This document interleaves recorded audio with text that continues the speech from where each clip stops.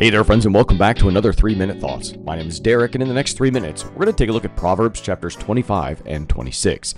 These two chapters are packed with sharp wisdom. Much of it's focused on leadership, relationships, and how to navigate some of those more difficult people. It says in Proverbs 25, verse 1, that these proverbs were collected by the men of King Hezekiah, which means they were preserved and rediscovered long after Solomon's time, showing how timeless and valuable this wisdom truly was.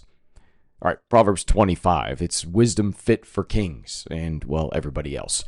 This chapter is especially practical for those in leadership or who have influence over others, but it can apply to everyday life as well. Verse 2 says, "It is the glory of God to conceal things, but the glory of kings is to search things out." This means that God's wisdom is deep, sometimes hidden, but great leaders will seek it out. Good leadership involves thoughtful investigation, not surface-level judgments. It also talks about purifying silver is like removing wicked influences from a king's court. We have to clear out corruption, and in order that justice can thrive.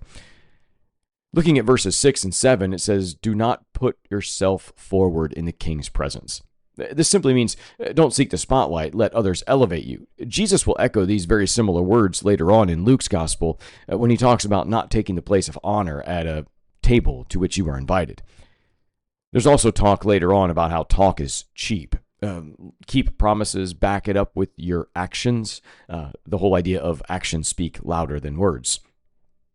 There's also some conversations around handling conflict. Don't rush into any arguments. Make sure to navigate things with good wisdom and patience. Kindness disarms hostility and puts shame on cruelty. Paul quotes this later on in Romans 12. Then in chapter 26, we talk about more of a sarcastic tone. Solomon lays out what not to do, often with a bit of some biting irony. He says in verse 1, "Like snow in summer, honor is not fitting for a fool." Giving leadership or respect to someone without wisdom causes chaos. We're not supposed to argue on a fool's level, but also don't let their nonsense go unchecked. It's a bit of a balancing act. Respond wisely depending on the situation. Verses 13 to 16 talk about how lazy people make ridiculous excuses. There's a lion in the street is a dramatic way of saying, "I don't want to go to work." That's kind of what fools do, right? A lazy person will make things up. This whole entire thing is all about watching out for fools, avoiding laziness, and not stirring up conflict. Don't be duped into sweet words with a sour heart.